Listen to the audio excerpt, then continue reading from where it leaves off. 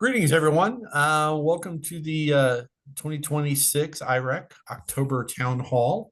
Um, Appreciate everyone being here. Sorry for the little bit of delays and maybe some of the little confusion on the link. Not sure what happened with that. That should be the identical same link from month to month. So I'm going to have to investigate that a little bit, but we appreciate your patience on that.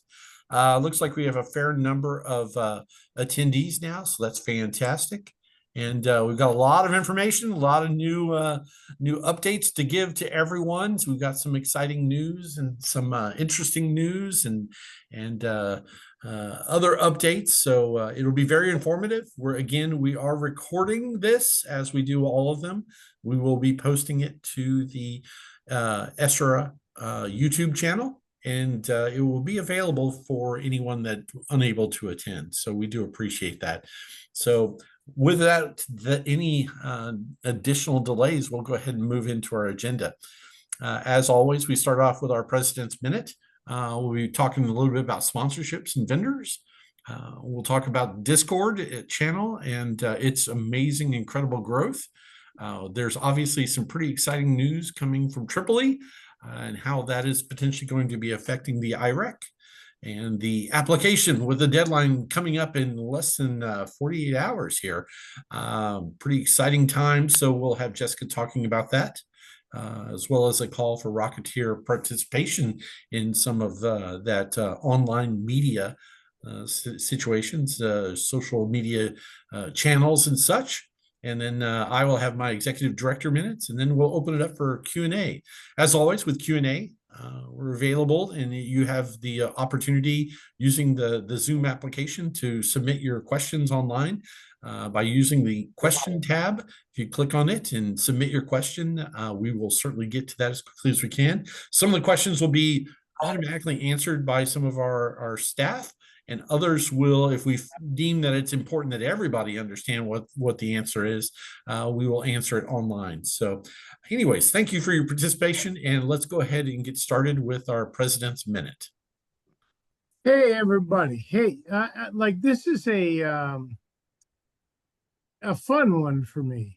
This is something that we worked towards for a couple of years, and now we're actually we have a partnership with the AIAA.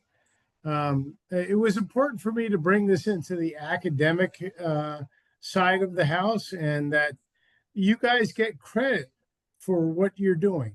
And so I want to announce today that we now have an agreement with the AIAA that they're going to publish our technical papers as part of their ARC, which is their repository for their literature. And what it does for you all, there's going to be some little bit of, I guess, accounting type stuff where we want to make sure we capture all the authors and everything like that. But it's going to be in the AIAA repository, the ARC, and it's exciting. This is an academic competition. It's something you all are work hard for, and it's something that we want to make sure that you get the credit for. And so with our AIAA partnership and having this published as part of their archives, I think is a phenomenal thing. And it's just a testament to the amount of work you all put in and the recognition from an academic community standpoint that this is important. And so at any rate, I'm excited by it. I think it's a remarkably positive step. And I thank you all for the participation, because this is for y'all.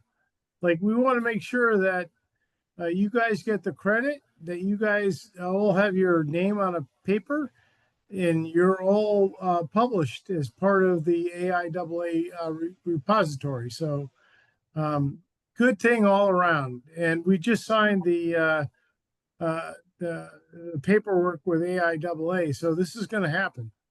With AIAA, we're going to do a couple other things. We're going to be part of their convention going forward, and we have other things that are in the works right now from an AIAA standpoint.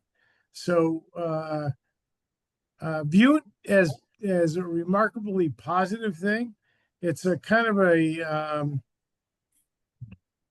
I guess it's, you think about accreditation. Well, the AIAA is your industry. It's it is your academic agency. So I'm really excited about that. And with that, Andy, I'm going to pass it back to you. I appreciate it. As Steve was stating very clearly, the ability to have a published document while still in an undergraduate program is something that is attained by very few students. Usually it's in the graduate programs or even the PhD levels where you start actually having documents that are what you could put into resumes and vitae. So it's exciting that as an author, as a published a published author, it's definitely a feather in the hat. It will certainly make your resume stand out amongst your peers. So we're excited about it. And Steve has worked on this and been I would call it as far as the award that we gave out last year as far as the dogs, the big dog focused on it and just driving it he has been driving this one since day one. So it's exciting to have it done, and it'll be an ongoing thing. So very excited about it. Let's go ahead and move on. Oh, sorry about that. We'll talk a little bit about sponsorships and what kind of progress we're making in the sponsorship space. And we'll hand it over to Stephanie Taylor. Hey everyone. Yep, I'm Stephanie Taylor. I'm the event manager. And it's an exciting year because we have a long runway for sponsors this year. We're in talks with all of them from last year in varying states of confirmation, but we are getting people to sign contracts and get on board. So we're really excited about that. And I guess really the only other point regarding the sponsorships I have at the moment is after last year, we've also had a lot of companies reaching out to us first. And that's kind of exciting where they're interested, they've heard, in various ways about this event and want to either know more about it or are ready to sign up as a sponsor. So I think this is going to be certainly a banner year with our sponsors. And I think we're going to have really an exciting event with, again, a little bit more runway, a little bit more time to plan everything. It's just going to be just a fabulous year. And that's what I have, Andy. You may want to talk a little bit about the vendors. Well, I can certainly jump on that, but I highlighted in the slide that Fiberlast and Onshape have already signed on, and we certainly want to recognize them for their progressive approach and being able to sign on as early as they have. So we always greatly appreciate their support. Regarding the rocketry vendors, I can confirm without any doubts that Aerotech and Wildman Rocketry will once again be our primary motor vendors.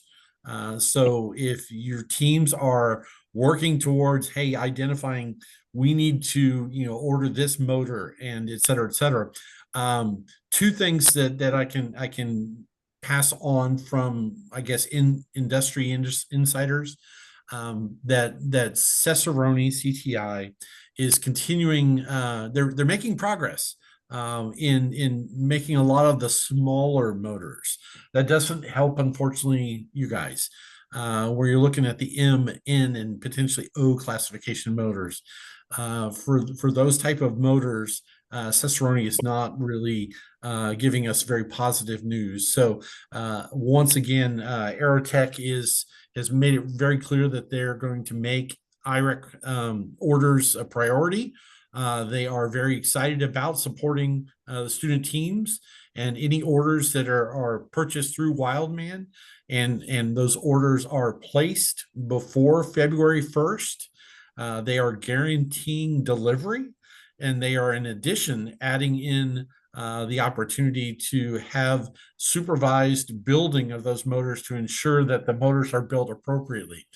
Now, there'll probably be some questions around some of the issues that were experienced last year in the 5500 and that scenario. We are more than willing to talk about those. I believe Aerotech and Wildman have a plan in place for that, particularly regarding warranty claims, et cetera. And that will, once the terminology is phrased appropriately and approved, we will be getting that out to everyone. But the key piece to understand is February 1st is the last date to be able to place an order with Wildman and or Aerotech directly and have those motors guaranteed to be delivered to the IREC itself. So anything after that, you are at the whim of chance, and I would not recommend that at all. So nonetheless, that is the situation, and that's the updates. So February 1st, mark it on your calendar that you absolutely should have your order in place if you don't already have your motor in hand. All right. So we'll move on to, again, we talked about that. Oh, sorry, I'll move on. Okay, and at this point, we'll hand it over to Mohi for our discussion about our new Discord channel and all the activities going on there. Hey folks, hopefully y'all can hear me and see my screen. So thank you all for joining Discord. I think it's been a pretty good transition, a little bit of learning curves and hiccups here and there, but nothing too catastrophic. So yay us. A couple of small updates on that. So far, we are at 683 2026 IREC competitors that have signed up, introduced themselves and are engaging in keeping things lively and keeping the conversation going. In terms of our flyer of records, we right now have 22 tagged within the server who are active, and that's a pretty good chunk, and every day more are signing up, so keep an eye on that. Hopefully, as Andy mentioned, with the deadline coming up, y'all aren't waiting around too late to find a FOR. And in order to keep all of this giant machine running smoothly, there's 57 ESRA volunteers on Discord who actively respond to different messages, who keep things going. So all in all, we are at 762 active members and growing. So that's the active one. In terms of the total one, I think we're at like 1,300 or so right now, but 762 is the number that we're tracking. That's on the Discord end. Back to you, Andy. Hey, Mohi, let me just jump in. Because of the folks that are, on Discord around the world. We have last year, I think as a number, we had a total of 7,000 students that were a part of this. So I really would like everybody to be a part of it. It's great information.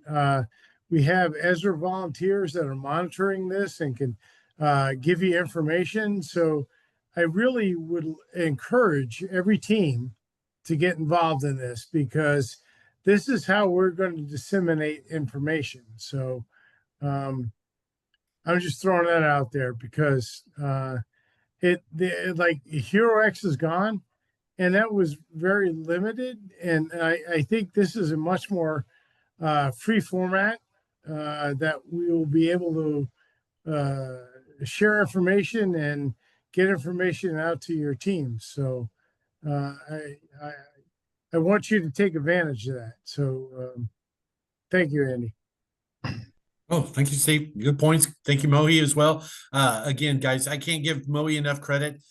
He seems to And thank almost you, live, Moby. Yeah, I agree. yeah, living 24/7 on Discord. So, I was like, hey, Moe, how come this one person didn't get their credentials set up? And Moe's like, dude, it was 3 minutes after she joined that I set it up. I was like, okay, never mind. I'm sorry. Yeah, it's true. Yeah. Be Been doing patient. a Be phenomenal job. patient. Yeah. Absolutely. So again, that is, like he said, this is our new HeroX forums. HeroX was also the primary channel for the major updates. And we did over 100 plus updates in HeroX last year. There is no HeroX this year.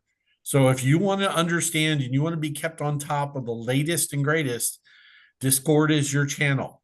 Social media may not get all the updates that Discord's going to get.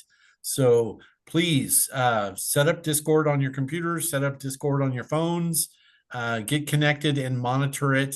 If you have one or two people on your team, you stand a very significant chance of potentially missing a really critical update. So I would highly recommend that at a minimum, you put at least all of the leaders of your team on there, if not directly asking every member of your team to join Discord, because if something pops up and you guys missed it, it's not on us. I mean, our communication channel is very clear. So having more people on your team monitoring Discord will keep you in a much more advantageous position for not missing critical information. All right. At this point, we're going to talk a little bit about, some of you may have already noticed that Tripoli did have a significant announcement this week. Some people will call it historic. I know it's been something that's been in the works for many, many years. I remember early conversations going back almost to 2017 and before. But I'm not going to spill the beans. I'm going to hand it off to Paul Holmes, our Tripoli hybrid lead, and allow him to sort of evangelize what the message is and what our direction is with how it's going to affect IREC. Thank you. Thank you, Andy. So Tripoli News, it was announced about a week and a half ago that through about 2 years worth of real-time testing, that they have come up with a game plan on approving liquid motors for Tripoli use. And Tripoli, it'll be under the same category as any research, which means you have to, if you're doing it by yourself, it's got to be a level 2 or up. And it'll have to be flown as a research item. Now this change, they're still working out the details and all that. The actual legal date to when it will be allowed to be used on Tripoli ranges is the 1st of January 2026.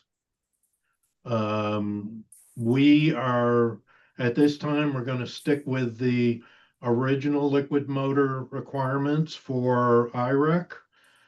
You still have to be self-insured, and you would have to be in development of that motor already. But essentially, what they've authorized to be flown, it's not anything goes. It's not any liquid motor. It's a specific set of factors in the motor they're approving at this time.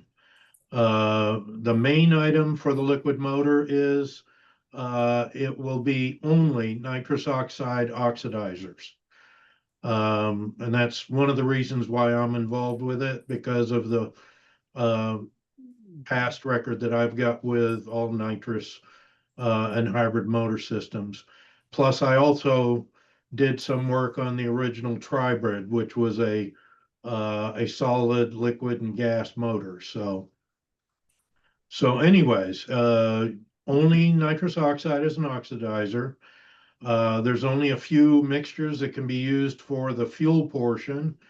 Isopropanol, ethyl alcohol, or ethanol.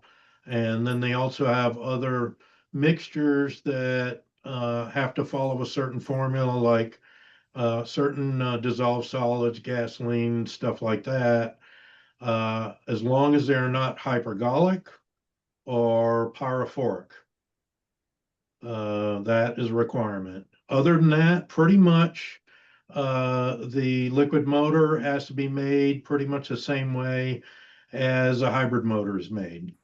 Aluminum flight tanks or aluminum tanks as part of a single case system. The combustion case has to be aluminum. You know, it's the same kind of liners. You can either have graphite or phenolic liners, nozzles. You can have nozzle inserts. There has to be a minimum of steel in this whole thing. It's not any different than our current insured hybrid motors. So other than that, they're still working on the unified safety code. That should be coming out the next few days, hopefully. They want to make sure that everything looks good and they're ready to go. And again,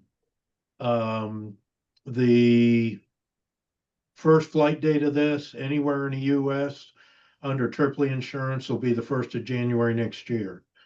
We're looking at possibly getting it together, and we can discuss it further on down the road for probably being an event in 2027. But we'll keep you posted on that because we're still discussing that. But other than that, that is the main Tripoli news for the week. But it's good news.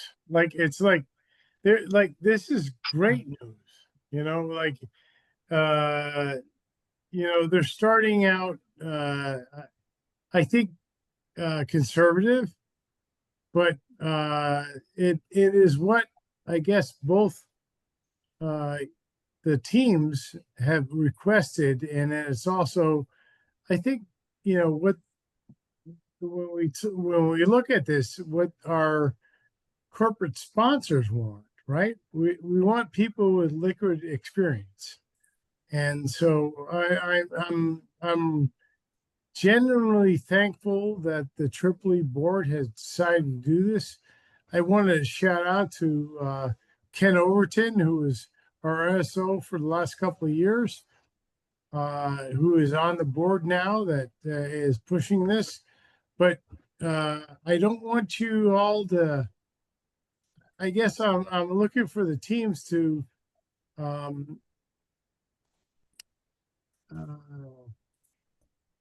understand some of the restrictions, because there's a little bit of restriction, but to be able to think about, I want to do bipropellant.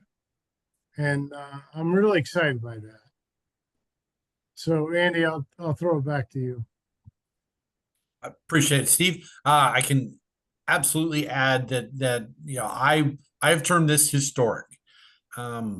Having enough history, not quite the same amount of history as Paul. Paul's a lot older than I am, but nonetheless, I do have quite a bit of history working with Tripoli specific in conversations about liquids and liquid support, and I'm honestly shocked at the turnaround, the time frame. They're talking even, you know, like 2 years of active research into this.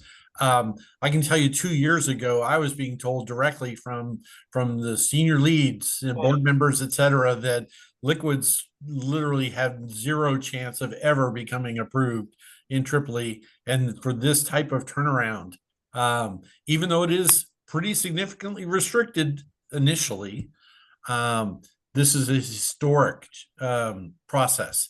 And I honestly, I want to thank the students. I want to thank the students' pressure, the desires, the need for moving into that bracket to be, you know, the piece of pressure that has sort of pushed Tripoli to do this, because as I've warned them, this is a freight train headed at them. They can either get in front of it or they can get run over by it. And to my surprise, Tripoli has stepped up and done the research, done the homework, and have come out with a solution that I think is is available, viable, and supportable.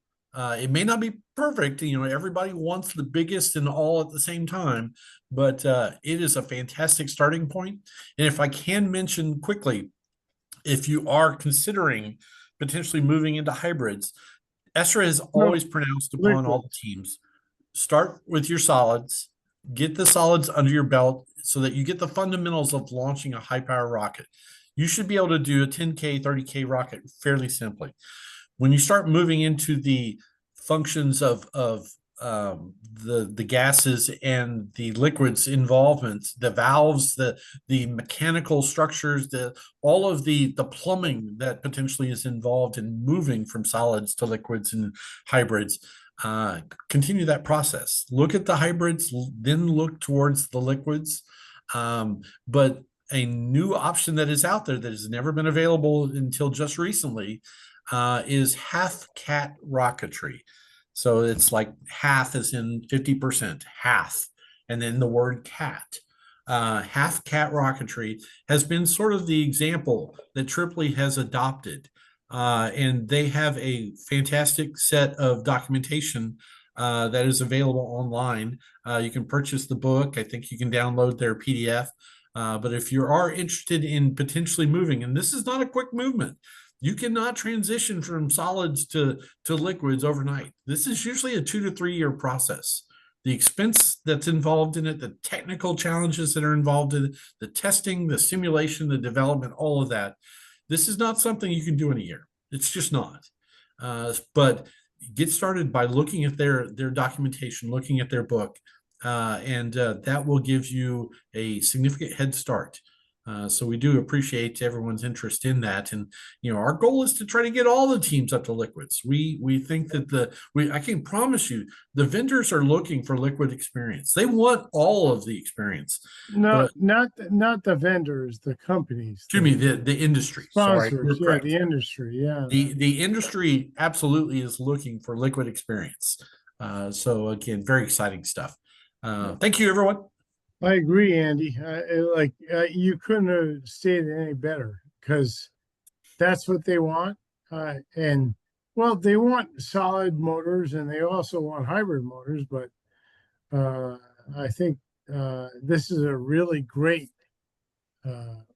forward motion thing. So historic, absolutely historic. Yeah. All right. At this point, we're going to make a little bit of a swing.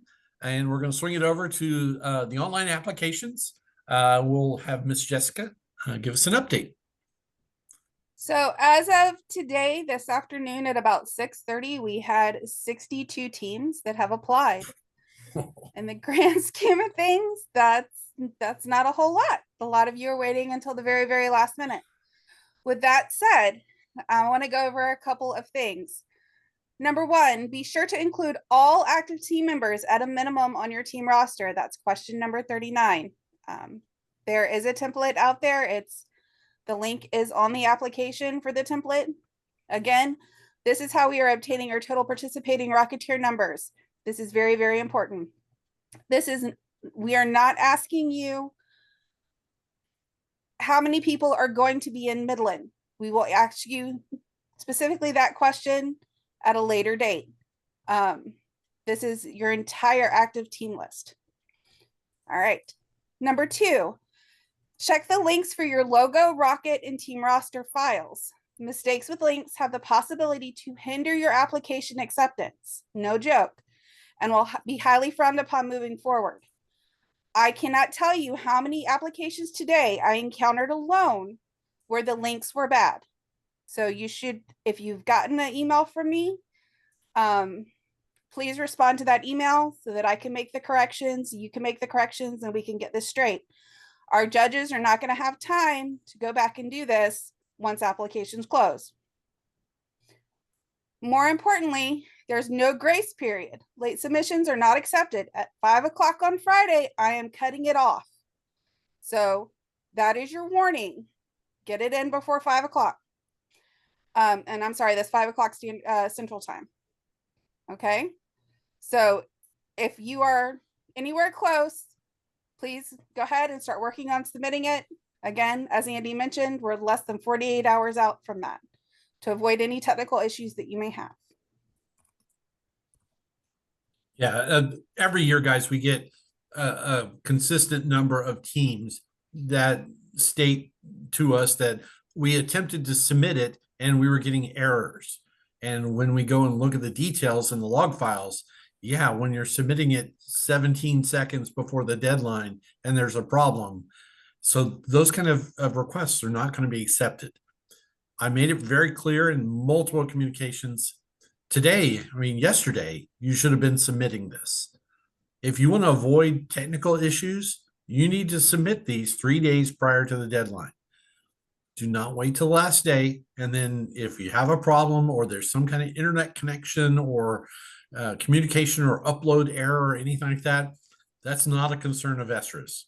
That's on you, that's on your team.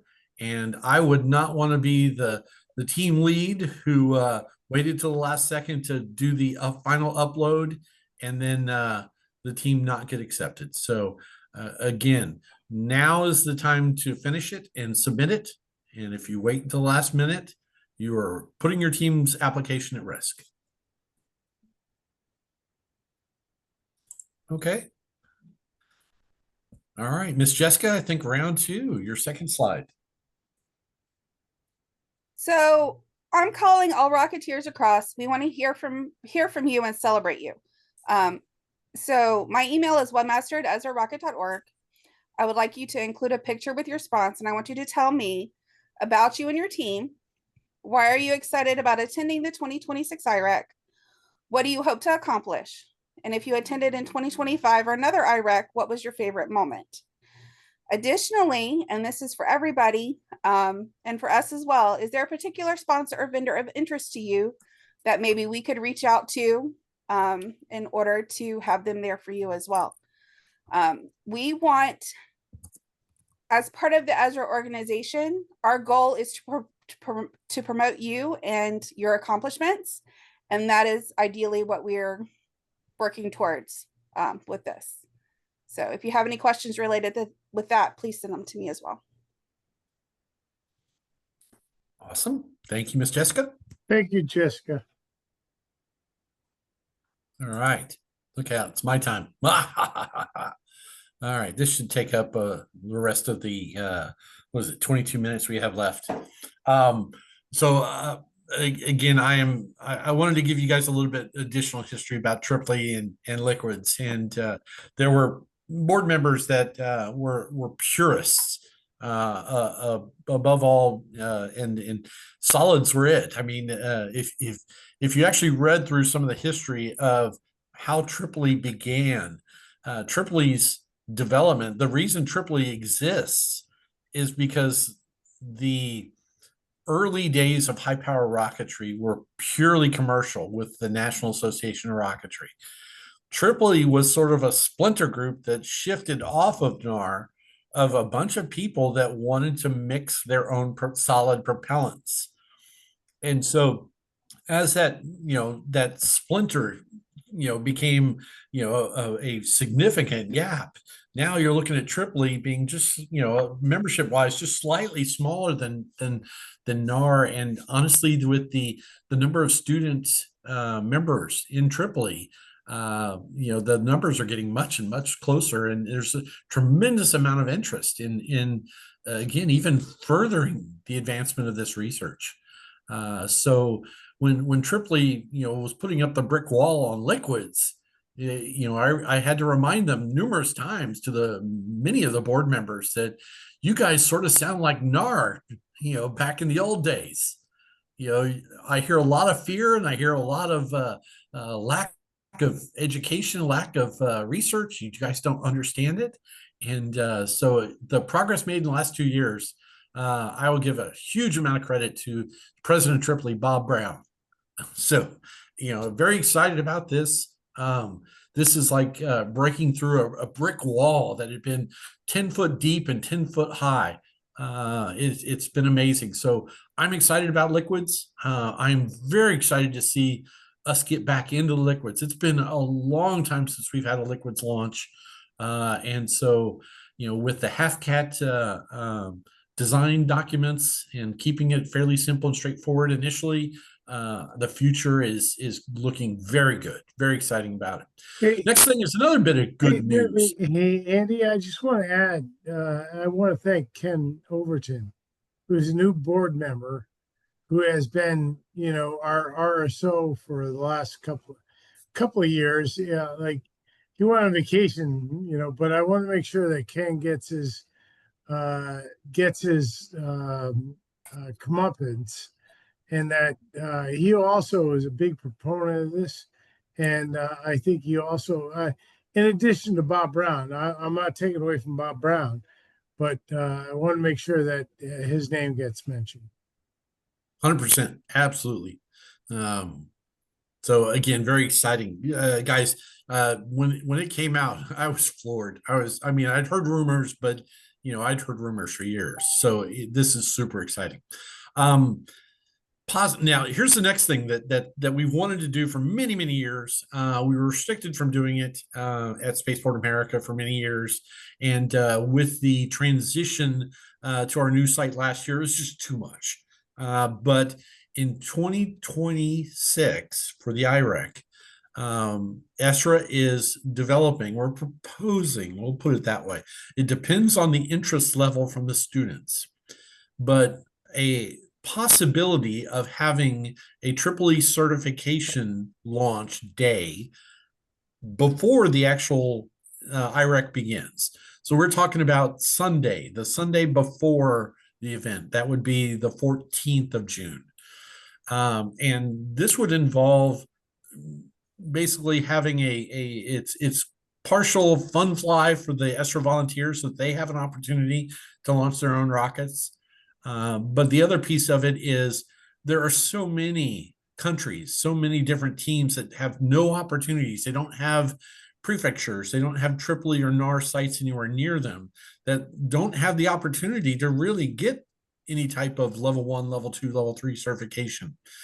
ESRA is going to provide that opportunity if the demand is there, if there is sufficient interest.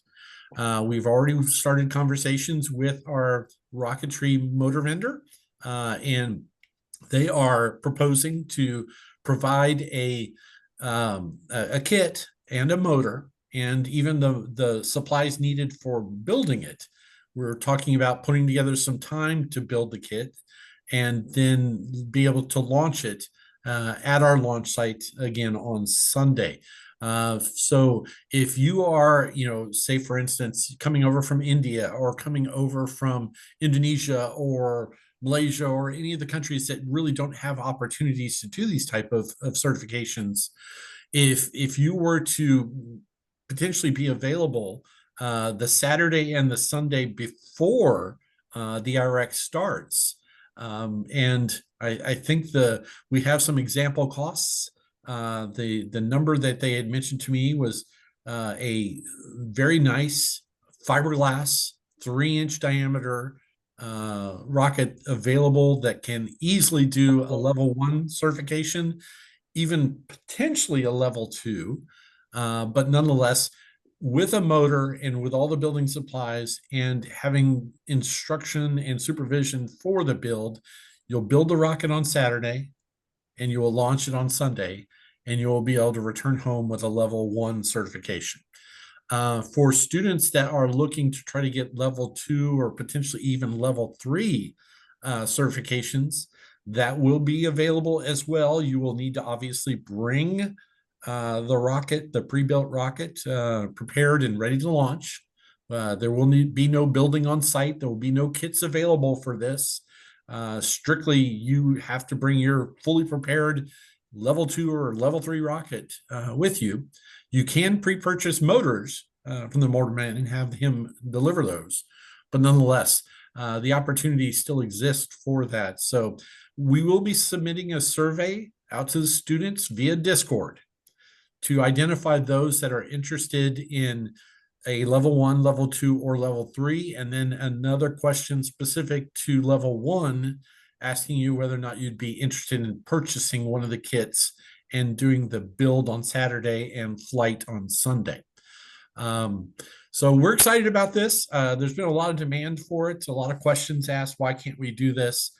So this is going to be an opportunity for us in 2026. And if it's successful, we'll obviously continue it into the future.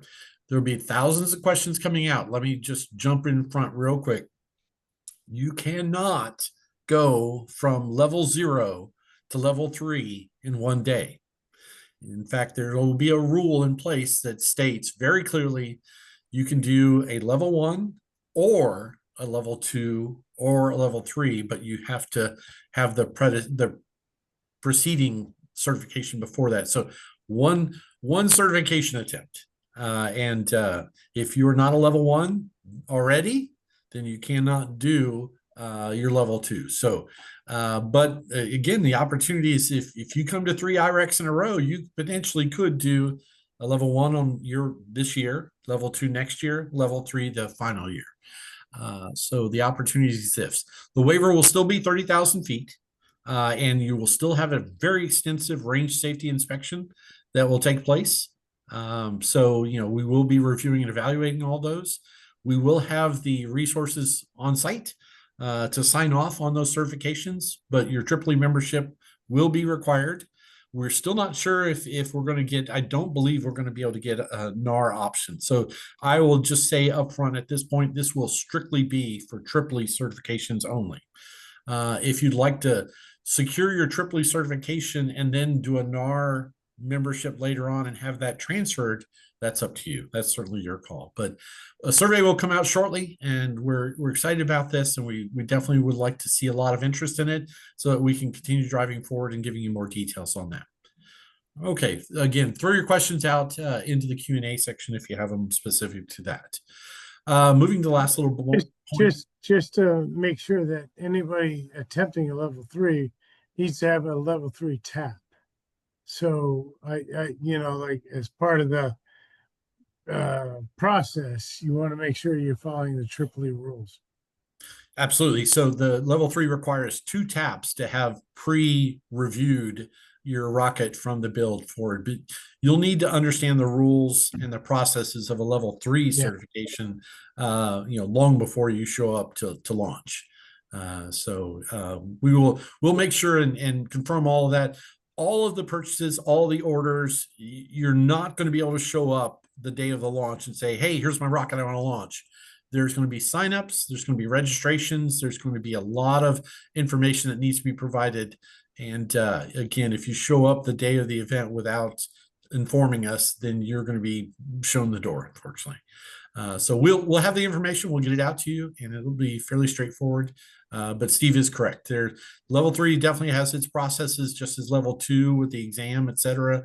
And EEE has some new requirements for level 2 that you'll need to be aware of. So you'll need to do your homework on those.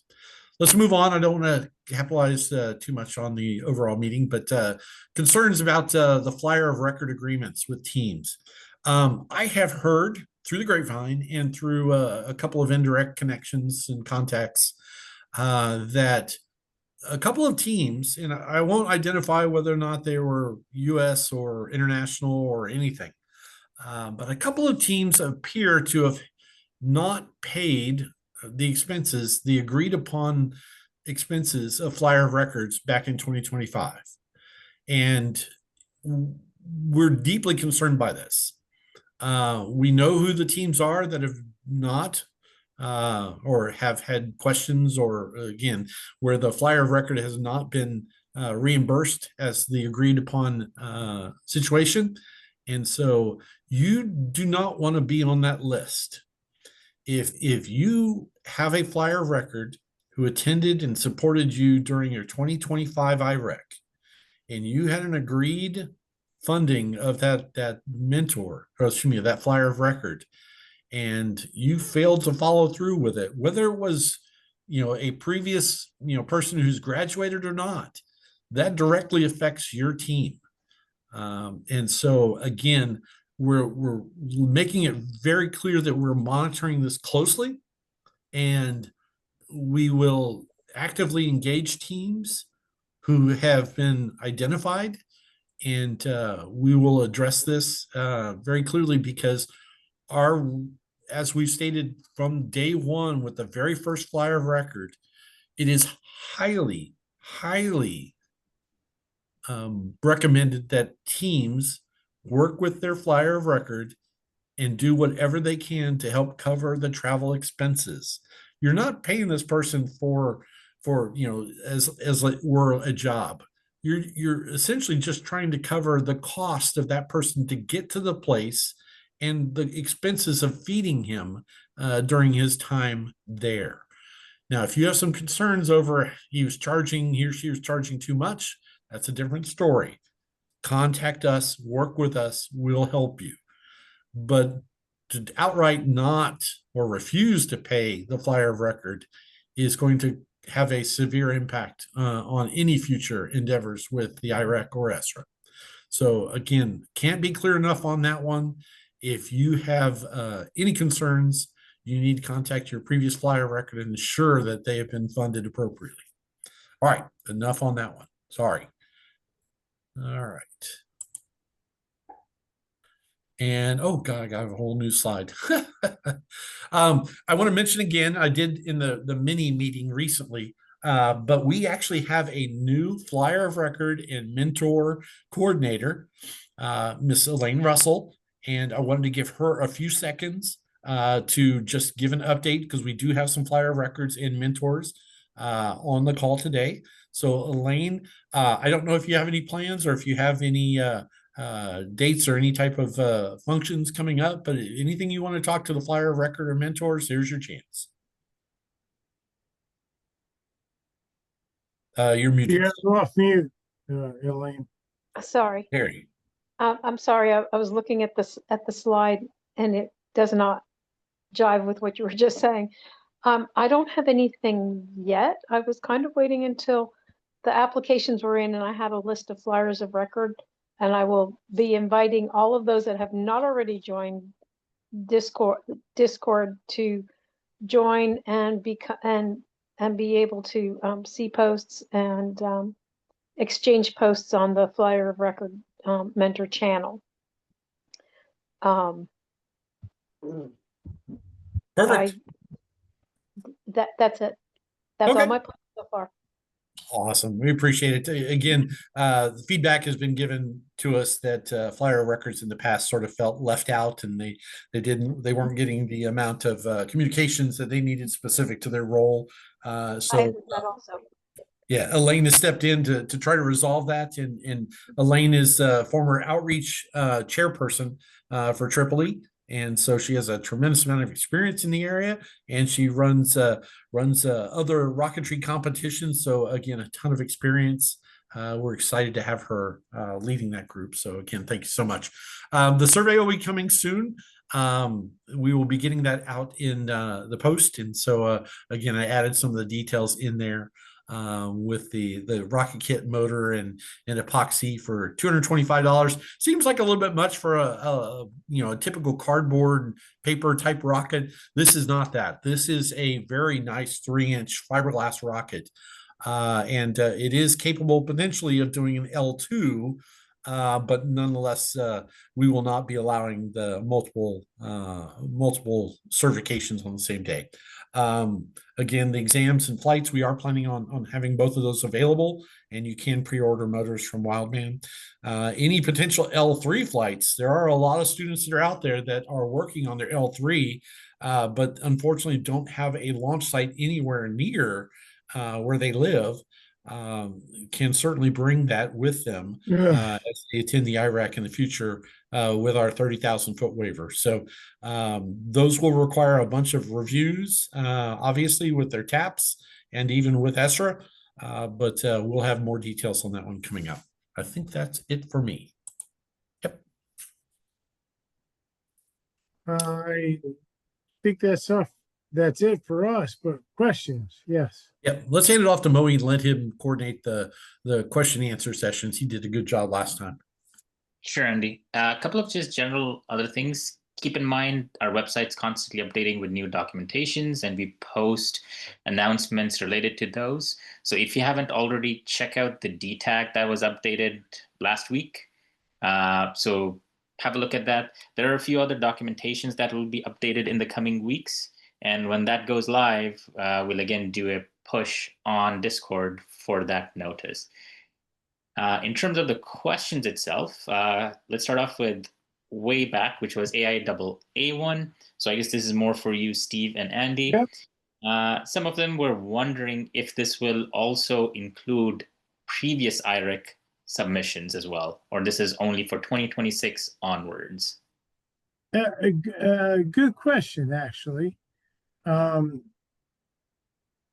I'm not sure how to answer it because I believe this is going to be for the ones going forward. At least that's what we've discussed. But we'll talk about the ones going past. But it's going to be for this year going forward. And I will clarify the ones going past. Yeah, and we only have a few years, I think, in the past as far as stored documents. So the we can swing back into HeroX and look at some of the archives there, but obviously stuff going back pre-HeroX, we really don't have a lot of options there. Right. The next question that we got, which we already answered in the chat, was will a membership be included for AIAA, which currently as it stands, it does not. No, all the authors will be given access to this area of AIAA, but it's not a membership. You're right. Next one that we had is more tailored towards Jessica, since it's application based. Is there a deadline you want the responses for the Rocketeer participation email for the social that you're asking for? There is no deadline. They're welcome to filter in, and of course, I will post them as I can get them. Awesome. I just want to add on a side note, we did reopen our store on our new website, so that is now live as well. Sorry. Woohoo. Yes. Fantastic work, Jessica. Swag. The next one that we had, I guess, which we already kind of went over, was why not allow multiple certifications on the same day? Technically, I guess per AAA rules, is that allowed or not? Well, there's two different reasons. The scenario that's come about is level 1, level 2 on the same day is obviously exciting to consider. But if you're looking at a certification process as in a big picture, it should be a progressive function.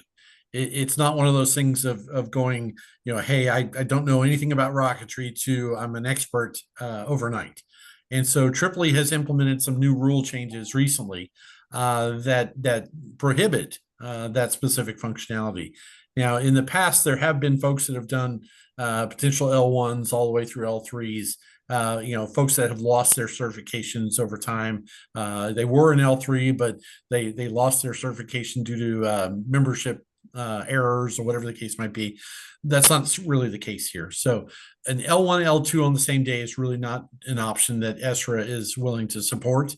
And so you may have, the rocket that's capable of doing L1, L2 easily, but nonetheless, there needs to be a progressive process of building and launching a series of level 1 rockets before you progress to level 2.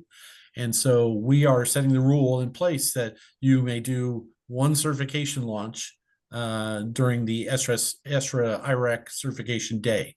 And if you prefer to attend again the next year, you can again progress to level 2 and then potentially level 3. But you cannot do multiples on the same day. Agreed. It's totally agreed. Level certification levels are based on experience. And so we want to make sure that anybody that gets a, a level 2 is capable of level 2 flights. So anyway. All right. The next one that we had was, it sounds like class 3 motors are not allowed because ESRA is not Tripoli prefecture.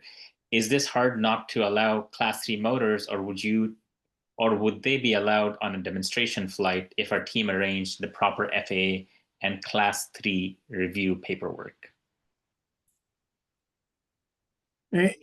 So I've dealt a little bit with this, and right now, Tripoli is not. Not Tripoli. ESRA is not willing to entertain class 3 projects.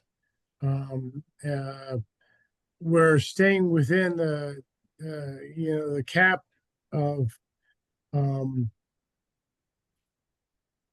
what like 400 and I can't remember the 40,000 Newton seconds. Yeah, 40,000 Newton second.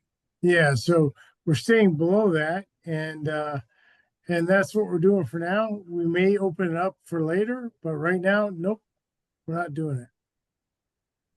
Good to know.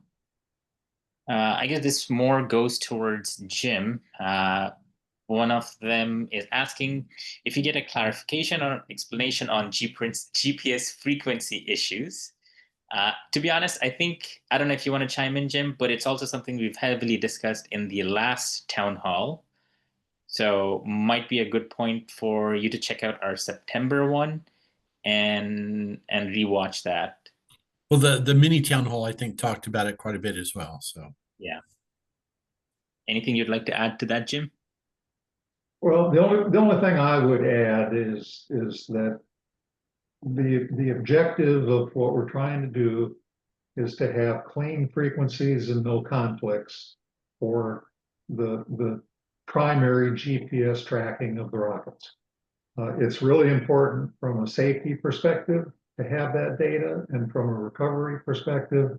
And so we're trying to set up a situation so that we don't have delays and conflicts resulting from problems with GPS frequencies. And I think that will help the competition move forward in terms of timing and not having delays, and that will help people get the rockets back and will contribute to safety. Just as an example, we try to the best we can, to keep track of rockets actually coming down and giving people notification if they have something coming down in their area. It's sort of a stretch goal, but it's been done, and you can only do that if you have some rules around the GPS frequency allocations that make sense and allow that tracking to take place. So that's really the overall objective, and the details of it are on the town hall, and I'm also perfectly happy to discuss those on the Discord.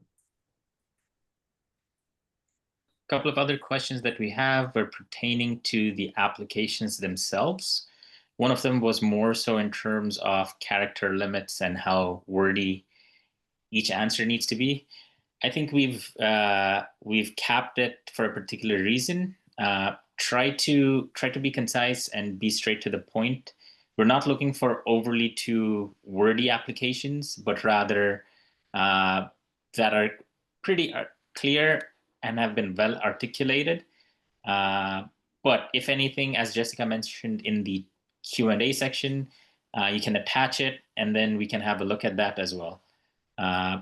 Jessica, did you want to add anything to that? The biggest thing is that if you have an extra link in there that I'm not looking for when I go through your application, or when we go through your application, I need to know that it's there. So please email it to me. However, as Mohi did state, we did put limits in there for a reason. This is your application. This is not your progress report. So if it's not something that necessarily needs to be put in here right this second, you will also have your progress reports to move forward as well. And if one thing I can add, in having looked at these things since 2017, we appreciate that your team is passionate We appreciate that your team is energetic. And whether your team is new or not, we don't we specifically are looking for facts. We're looking for specifics. We need to see your experience. We need to see your rocket launching experience. We don't need to know that you took a physics class. We don't need to know that this other person worked on a satellite payload with NASA. We need to see your high power rocket launching experience and expertise. And you need to give us specific details and data. Links to a YouTube video are phenomenal. We love to see videos. We'd love to see specifics.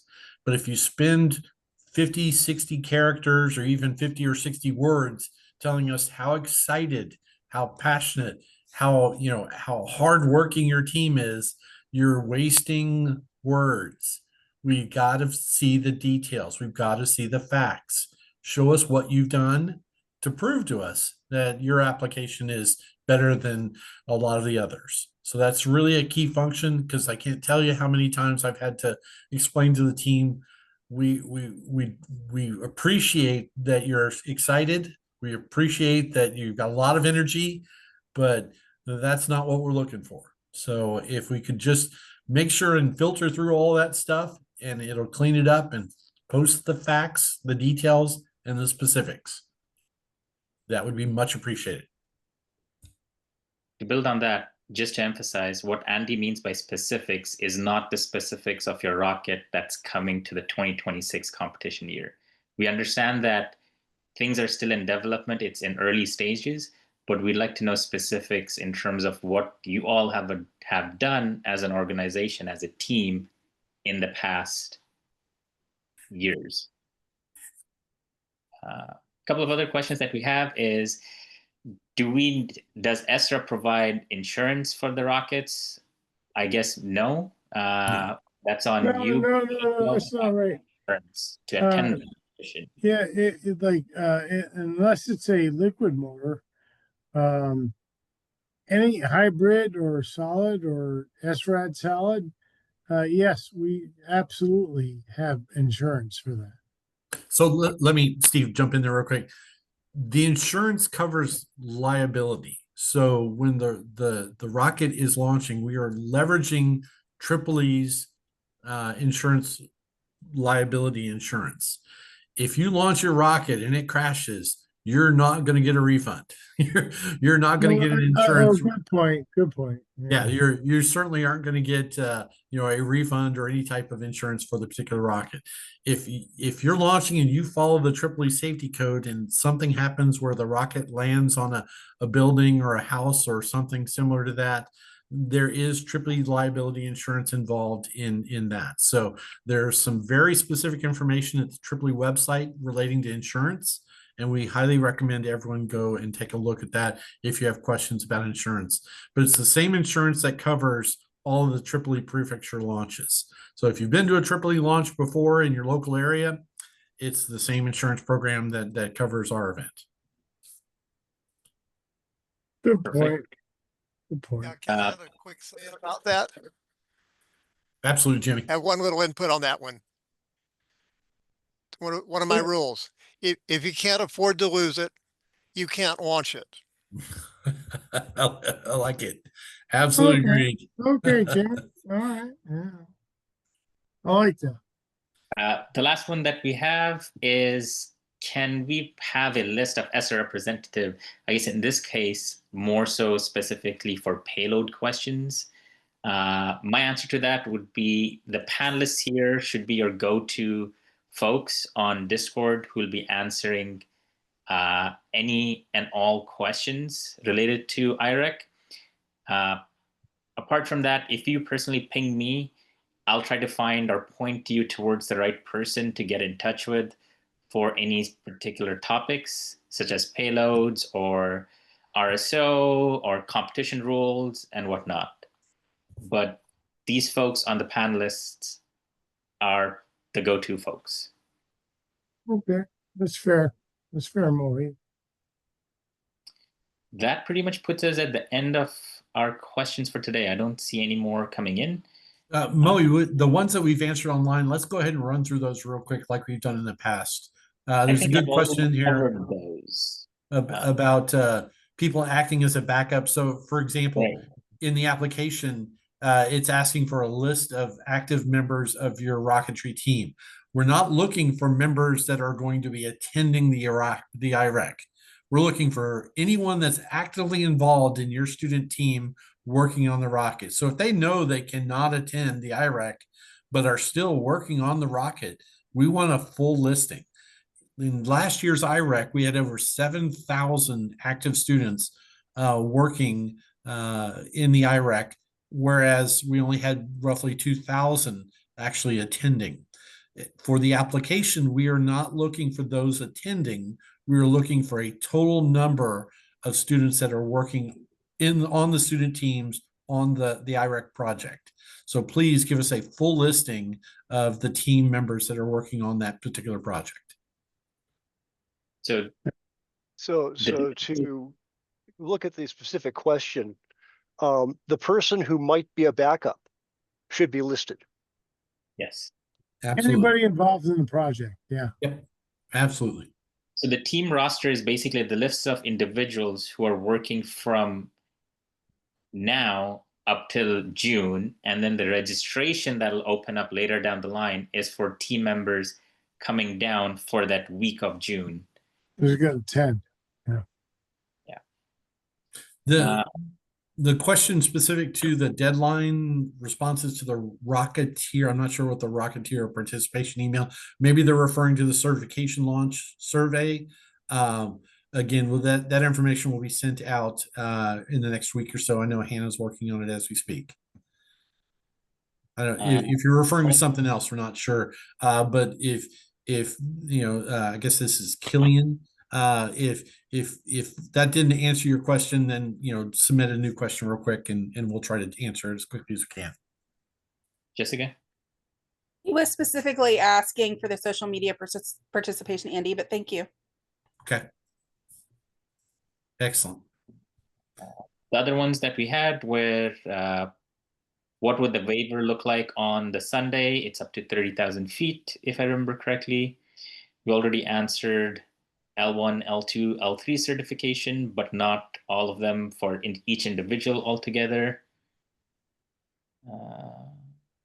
Frequency issue, we've already gone through that. Insurance, we've gone through that. And one last one that we answered in the chat was, can a team use an ESRA tracker on the 70 centimeter band, provided it doesn't conflict with the COTS frequencies? And Jim, I don't know if you want to recap that answer online here live. Yeah, I can. What was asked is allowed. 70 centimeter will be divided into a COTS range, and everything outside of the COTS GPS range will be SRAD.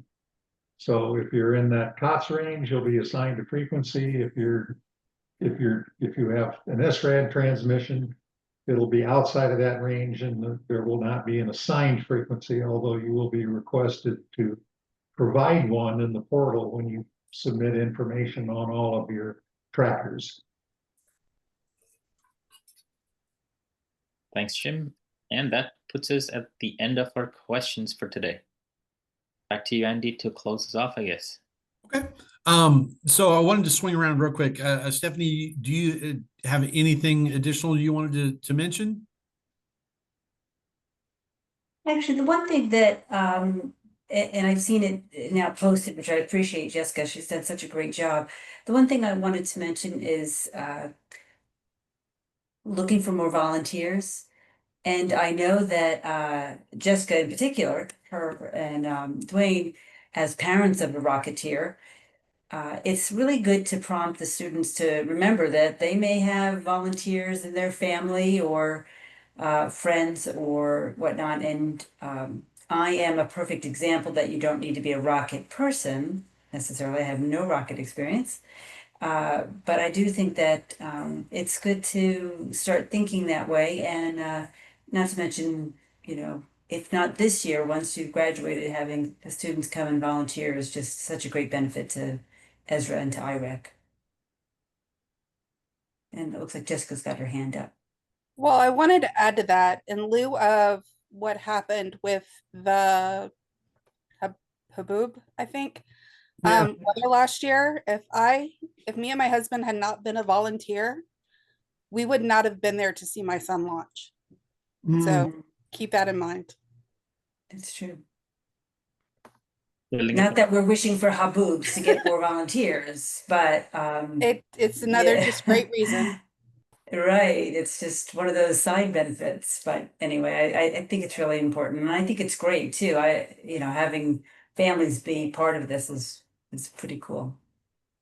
Building up on what Stephanie mentioned, I personally started off as a competitor back in the Utah days and transitioned over to New Mexico and then shifted over to volunteering in New Mexico and then now in Texas. So quite a fun little ride and very rewarding to give back. It's awesome. Okay. And honestly, Mohi, we can't thank you enough. I mean, your dedication and heart, basically, is part of this competition. So thank you. I guess that's it. Like I don't want to. Well, everybody you can see that's part of this panel. There's nobody here as the first year guy. Everybody here is somebody that has contributed and has been a part of this competition for years. And I can't thank you all enough. So thank you. And thank you all the competitors that were here tonight. And appreciate it. Great. Thanks. Thanks, everyone. All right. Thank you. All right. Good night. Right off.